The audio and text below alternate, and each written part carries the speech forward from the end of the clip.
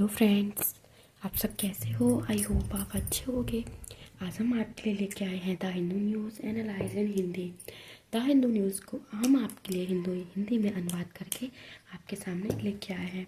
आज है 17 मार्च। हम बात करते हैं अपने पहले आर्टिकल पर, अमेरिका हूती और संघर्ष। मतलब अमेरिका और इन दोनों के बीच जो संघर्ष चल रहा है उसके बारे में हम बात करेंगे। अमेरिका ने यमन के हूती विद्रोह पर आक्रमण किया है। 31 विद्रोह के को मारे जाने की खबर आई है। मतलब वहाँ पे जो 31 जो मारे जाने की खबर आई है वहाँ से। उसके बाद हूती को भी अमेरिका पोतों पर हमले का दावा किया है। ईरान ने नेटवर्क का बड़ा हिस्सा, मतलब ईरान में जो नेटवर्क है उसका एक सबसे बड़ा हिस्सा सामने आया है कि मौतों की वजह से। समुद्री मार्ग से लाल सागर में जाने वाले जहाज़ों पर हमला कर रहा है। मतलब जो लाल सागर में होते हुए जा रहा है उन पर हमला कर रहा है ईरान। अमेरिका ने जब तक समुद्री मार्ग पूर्णतः आज़ाद नहीं हो जाता हमले करने की बात कही है। मतलब ये समुद्री मार्ग जब तक डकैती चोरों से भरा है तब तक वो मार्ग हमें सुरक्षित नहीं है। ईरान को भी चेतावनी दी है कि वे इनका समर्थन बंद करें। हूती विद्रोह ने अमेरिका के जहाज़ों पर 2023 से 174 बार हमला किया है। मतलब हूती जो विद्रोह कर रहे हैं अमेरिका पर 174 बार हमला कर दिया है, जो विश्व के व्यापार मार्ग में बड़ा रुकावट है।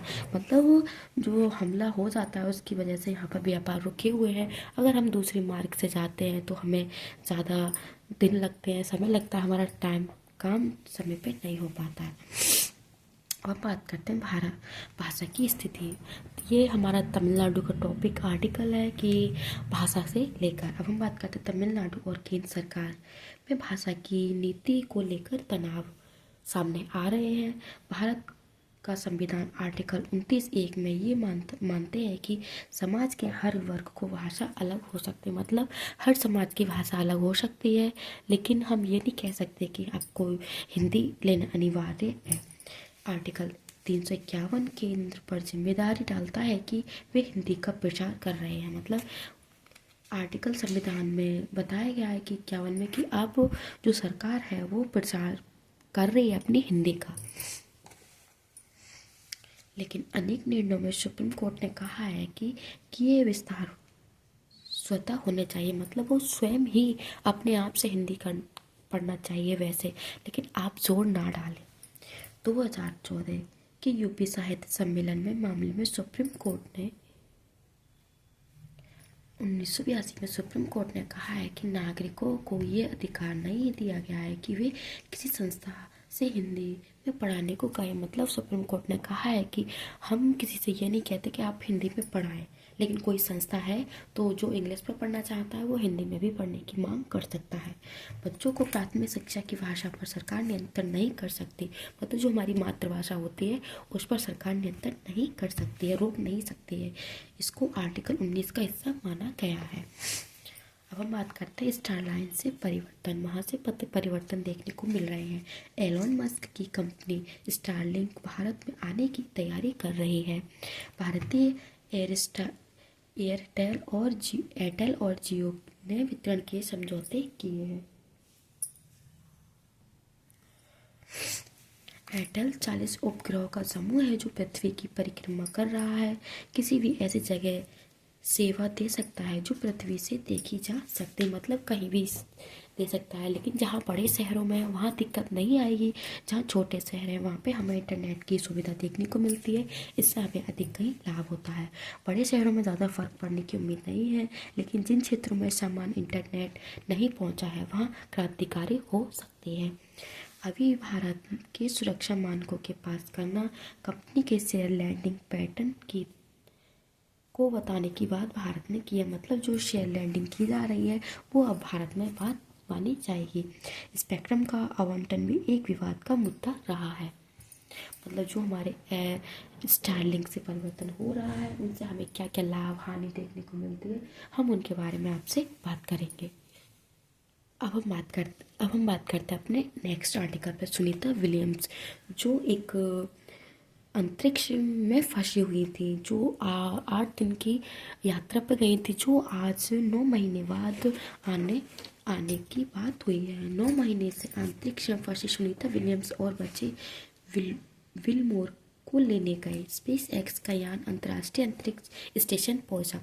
मतलब जो स्पेस एक्स एलन मस्क का जो स्पेस है वो स्टेशन पहुंचा लेने के लिए। दोनों पिछले जून से फंसे हुए हैं, जबकि वाइजिंग स्टारलाइन खबर हो गया था, मतलब उनको खबर हो गया था कि वो वहाँ पर फंसे हुए हैं। उसके बाद पृथ्वी पर खाली लौटे। उनको पता था कि वो फंस गए, लेकिन वो स्टार लाइन भी खाली लौटा था। आईएसएस में सामान्य भी अंतरिक्ष यात्री 6 माह रहते हैं, लेकिन जो इसरो की जो कंपनी है वहाँ पर 6 महीने के लिए एक मतलब पार्ट बाई पार्ट डिवाइड रहते हैं कि 6 महीने आपकी ड्यूटी, 6 महीने आपकी, तो 6 महीने रहता है। भू अधिक समय में रहती है, भू अधिक समय में रहता है। अब वहाँ से अगले कुछ दिनों में प्रस्थान करेगी और फ्रेडल के पास समुद्र में यान लैंड करेगा। मतलब जो फ्लोरिडा के पास जो समुद्र है उसमें लैंडिंग करेगी सुनीता विलियम्स। 19 तारीख को हमें न्यूज़ सामने आएगी। अब हम बात करते हैं चंद्रयान 5 लॉन्च होने के बाद की है। केंद्र सरकार ने चंद्रयान 5 मिशन की मंजूरी दे दी है। इस बार 250 किलोमीटर का रोवर भेजा जाएगा, जो चंद्रयान 3 में 25 किलोमीटर का था। और चंद्रयान 1 2008 ने चंद्रमा की रासायनिक खनिज और चट्टानों को मानचित्र बनाया।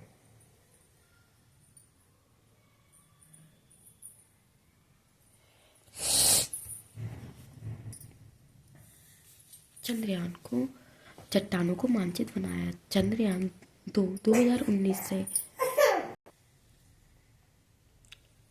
चंद्रयान 3 2023 ने विक्रम लैंडर को सॉफ्ट लैंडिंग किया था। जो चंद्रयान 4 2027 में चंद्रमा से